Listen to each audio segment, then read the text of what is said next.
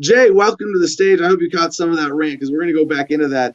But now we're going to get to dip our toes in. Where are we now with alternative energy and all of this? Because this is one of, and it's sort of, it seems mundane talking about this bigger picture, this asymptote, right? This evolution of humanity, this explosion of the experience. But the development of alternative energy, of unlimited free energy. Like, let's not forget that what we're doing, there's this whole other thing. Like, I don't think we talk about this enough. There's a reason, like, in terms of conscious consumerism, why do we want to invest in alternative energy? It's not just because, stick it to the man. It's not just because, I'm going to save $1,000 a year on my electric bills. It's because putting your money conscientiously into something that is advancing humanity towards this free energy ideal. Free unlimited energy, right? Like, at least at a practical level. How far do you share that vision? How far are we from this? If that's something we want to fantasize about. Well, I think that you have to understand that we always had free unlimited energy. How the heck did we sail? How did we sail the oceans before they got the first thing of oil or first chunk of coal out of the ground? Yes, it's a harnessing of nature. Thank you for reframing the question, because it's not how do we get free and limited energy and electricity. It's how do we harness the forces of nature to achieve what we want, where power, physical power, because that's what it is. Electricity is to generate light, to generate heat, to generate motion. How do we harness the nature of energy to exponential levels where we are unlimited that way? Or is that a better way to phrase the question? Oh, absolutely it is. All energy is harnessing power in some manner. I mean, even pumping oil up, that's harnessing nature, that's power. Same with nuclear power. You're using what's in the ground, you're harnessing that, you're harnessing the wind. You were talking about space and all that. How do you think we're going to go to Mars without harnessing the energy available there? Okay, so everywhere we go, that's the plan, is to use it. And what I think we have to do is get away from this idea that it's real cheap and easy just to pump some oil out or do something else. It's time to get back to understanding that we're a part of nature and we should be working with nature to accomplish our goals instead of fighting it as we go. Yes. Oh, so well said. So walk us through how you see this happening. Well, I see the evolution going right now, and it's somewhat misguided in the new Green Deal and green energy movement. I mean, this is all great, okay? But it makes no sense if it's costing you more in the long run, which is part of what they're doing. They're sacrificing so much of our future for what we can potentially accomplish for short term now. And I've got a great way to put it. I got a 96 Chevy pickup truck with a 350 in it, and it's fuel injected. It's 260 horsepower. I had the exact same engine in my 1973 Monte Carlo, except 260 horsepower with a quadrajet 4-barrel carb in it. Okay, what's the difference between the two? Except they probably weighed about the same and had about the same front end on it. The difference is the truck gets twice the gas mileage as a Monte Carlo does. And how did that happen? That happened through technology. Okay, improvement to technology. It's been proven that these smog stations are a waste of time. You're better off improving technology, so as the fleet turns over, everything keeps getting better and better. What do you mean by smog stations? Is this part of the Green Deal I don't know about? No, that's they've got them out on the East Coast in some places. They used to have in Minnesota where you had to go get your car smog checked. And then they give you that passing bill or not. And no, that's just the same thing in California, but it was sort of like before I had to worry about it, I moved out of the state, I guess. Yeah, and that's a complete waste of government time and effort. Okay, 100%. What's better is setting achievable goals for the industry so that you can increase the mileage or increase what you need to reduce pollution over time as vehicles cycle through their life cycle. Because vehicles only last so long, 10 years typically. And, my Chevy truck had a problem on it where the front CVs had a wrong microfinish on it, and they would leak oil after 20 or 30,000 miles, 40,000 miles. And GM did a calculation. They said, hey, you know what? Do we want to do a recall and replace all of these, or figuring that a third of the fleet's going to get in an accident and go away, a third of the people are never going to really care about the issue, and the other third of people are going to want to fix. We're only going to have to fix a third of them. Let's just leave the issue there. Who cares, right? So it's a cost-benefit analysis on how you do things. And that's kind of what we have to start doing in this green energy industry. It's something I live with all the time. It's so unusual to be in an industry where someone looks at you and they want to buy what you're selling, but they say, what's my payback time? Well, come on, what's your payback time on a car? On a house, you know? I think part of what this is driving that is really unique about this point in history is that we have gotten technology and energy direction, harvesting, whatever, connected to the point of producing goods and services for quality of life that are now like at the point of exponentiality where like money's going to become almost irrelevant because this is all going to be connected to food production, right? And eventually everything that you need to 3D print a house, and this is connected to, our friends who are probably, hopefully, Bart Womack is going to be alternating Fridays with you starting a while here, Eden Grow Systems, to build a grow box out here that's a shipping container food production thing that runs on solar and harvests water out of the air. And eventually, with alternative energy driving electricity prices down so low, I know this is a bit of a leap to connect, but eventually it means that box that right now might cost us $10,000 will eventually be something that's 3D printed and comes with your house and is dropped off on a truck, and you can walk in and it basically prints food for you. We're on the verge of that level of abundance connected with this. Mm-hmm. So I think between solar, wind, tidal power now potentially a thing. We have a story about that today. I don't know what the other big ones are, nuclear even, but we had a guest ask a question about hydrogen. Do you see hydrogen having a role in this just new phase of energy? Well, I think hydrogen's the most basic energy we've ever had in the universe, and I think it's going to continue to be. The question is, can you harness the hydrogen in a cost-effective manner to make it worthwhile? On a small scale, it's being asked here, and the question is right now, the answer is no. It's like natural gas. You'll see buses driving around from natural gas and some truck fleets because it's not economical to do it on the small scale, but it is on the big scale. Well, just like anything else, like solar especially, the prices are dropping so much now that solar is definitely worth it. Well, when I first got into it, you had to be someone who really, really wanted it. Now it's an economic decision through and through. What's my payback time? 2-3 years, that's good enough, or 4 years, that's not good enough.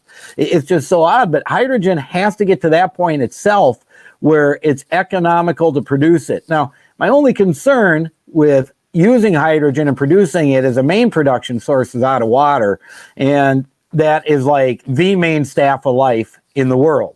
So we want to kind of be able to get it so that we can not only produce it, but it'll reanimate itself back into a natural water state, which is a nice thing about hydrogen, because when you're burning natural gas, what's a byproduct? Water.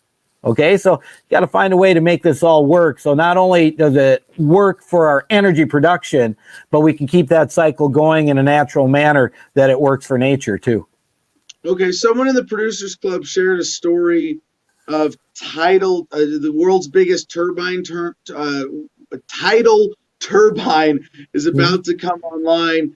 Wave power, and you go, well, yeah, it's there, it's moving, it's a giant force of nature. Why not just make electricity from it if you can make the machine that does that? Is that a viable option? Oh, absolutely. And there's two different things we're talking about here. One is tidal power when the tides move, when it goes in or out. As well, right. I think wave power, tidal turbine. Right, but there's right. There's wave power that does this. where you Okay. have things that float up and down and pump a machine that's down underwater, kind of like in a cylinders pump an engine. But tidal power for a turbine is different, where you would take a water turbine for like a river or something, you take this thing and turn it sideways, and then the water, as the tide's going in, would flow this way. You'd have to have it so it can pivot around, so later in the day when it's going that way, it goes that way. I'm sure they'd have to have some large collector that would scope it down and in as it goes, so kind of large area to small area. But absolutely, I can see tidal power working, and why wouldn't you want to take advantage of it? Plus, I can't see how, if you did it well, how it would affect the environment. Psychic Taxi says, Adam, can we get an update on your turbine? Just waiting for the wires to get here. And it's killing me. It's killing me to not have it plugged in and give you the voltage reports soon. And then Jay will be able to release his video. I got another question for you, Jay, about a story in our stack today. This is NBCnews.com. Solar panels are reaching their limit. These crystals could change that. Solar panels made from materials called perovskites could change how we generate electricity, opening the door to flexible and even transparent solar panels. Is wind just a fun thing for now that's going to be overcome by something like this if solar gets to the next level? Until a volcano erupts and there's no sun. Then what are you going to do? Well, hold on. That is cataclysmic thinking, but it's not unrealistic. And I just want to share with you. So I got a sidebar on this because I think that comment deserves serious explanation. But when people are going, oh my God, 2020 is the worst year ever, I Googled that shit. And it was like, no, it's 536 AD. There was a year when volcano erupted and like over a large part of the planet blocked out the sun enough to majorly fuck with crops and then with the human body and diseases and boils. And this was like, there were plagues and all sorts of crazy shit. But are we like, would we ever get to that point? I mean, I guess we got to think we should be ready for that. Could our scientists miss that coming? And we have to go, oh shit, we got to be ready to be like off grid and have bubble suits anytime we go outside to be safe and have, air, turn our homes into air bubbles that are all, filtered and powered by alternative energy. Well, if you're going to count on scientists to predict volcanoes or tidal waves or earthquakes, you're putting yourself in a bad spot. There really is no predicting this stuff at this point at all, as far as I'm concerned. But even to another point, I saw a comment and I was waiting to say it. Bill Gates wants to block the sun out. So Bill Gates wants to launch stuff. Bill Gates wants to launch stuff up there so your solar panels don't work right. Hold on, again, Jay, I have to just like back you up so our audience doesn't think you're like going off on something here. But no, this is a story we covered 3 weeks ago, and it looks like someone put the kibosh on this, unfortunately. But Bill Gates, to fight global warming, thought it would be a good idea and was actually pushing to put chalk, like geoengineering, like cloud seeding, in the air to limit the sun hitting the earth, and it's just like. Yeah, it does want to make your head explode that this guy who, figured out how to run bad computer systems over time thinks that he now knows what shots we should take and how to save the earth. And I hate to tell him, it takes scientists to figure this out. And, I do have a mechanical engineering degree. I was in Navy nuclear power. I do have a clue how science works. I'm going to tell you, Bill Gates doesn't. It's as soon as you're coming up with harebrained, crazy ideas to solve a problem like that, a short-term problem, it's ridiculous. Just ridiculous. So, well, sorry. Back to the story for a second. Last question, Jay. Do you see solar back to the question with the story? Like, do you see solar becoming the dominant alternative energy if it's able to make some of these leaps where we have like wearable solar panels and they're just so much more compact and efficient, that kind of thing? Do we get there? You got to remember, you can only capture as much energy as delivered to you. Okay, Right. 'cause, everything's a closed system, so I'm not sure how well it's going to work. But the story you're reading is a perfect example of improvement in technology, from say carburetors to fuel injection, or bias ply tires to radial tires.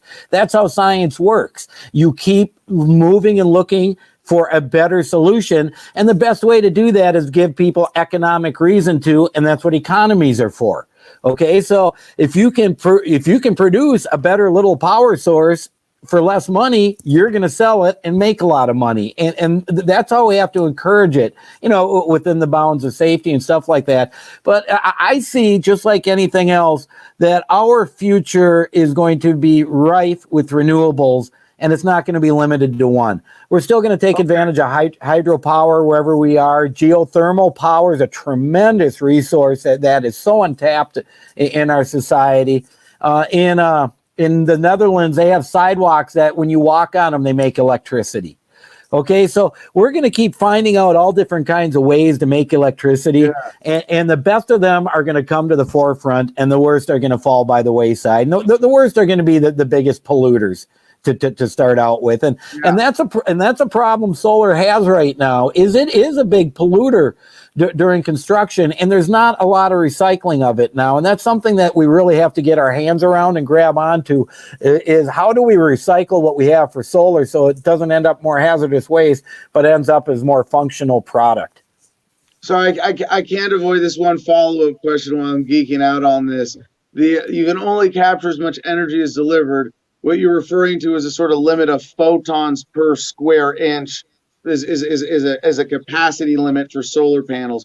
With wind, the force of the air molecules hitting a surface as joules, right, as a force would be a limit on how much energy could hypothetically, at 100% impossible perfection, be captured of that energy. But now water as a massive force, like taking advantage of the earth sloshing around in the cosmos itself, moving this massive body of water. I mean, it seems like hypothetically, if that's the scale more energy that one of these might, and by the way, I love that the idea of competition in multiple sources. We're an example of that here already. Like, we've got wind, solar, and gasoline as three sources of energy off grid and totally independent. I mean, with at least two of those, I mean, the others we depend on, fossil fuel extraction, but that's, we might have a third that's another alternative, like some geothermal or something else here. So with that limitation, does that suggest that like hydropower might be the one that has the most room to grow or chance of becoming dominant? No, I wouldn't say that, because we've already developed hydropower for a long time. They say that even though the Hoover Dam is so damn old, that there's still cement right in the middle and the bottom trying to harden in it, because it's under so much pressure. Yes. Okay, so I think we're limited by that, at least with our technology for now when it comes to the tidal and the wave action. But what we're not limited by, get this, in Minnesota, we heat houses with geothermal systems using 40-degree water. So you don't need to have everything perfect. They can take 40-degree water, pull a lot of heat out of it because water is so dense, and discharge 38-degree water and heat your house. Yeah, so that's what I said. It's all about technology and taking advantage of I got solar hot water in Florida. We almost never have to turn the hot water heater on there. It's just great. Yeah. It's free hot water. You take advantage of what's available, what resource you have. Some places have good wind, some don't. Some have oceans, some don't. Some have rivers, some don't. You use what's there and you figure out how to use it to your best advantage. Yep, there you go. Tidal turbine. One example. Yeah, tidal. Wow. And I don't even think you'd need to have a dam like that, okay? I think if you had a big chute that narrowed down, a two-way chute, that you could spin the thing one way or the other, I think like this one, but you have a chute that narrows down, with some sort of grate on it so the big fish don't get caught up in there. But I don't think you have to dam everything up. Interesting. Well, thank you so much for joining us today, Jay. GoGreenEnergyOnline.com.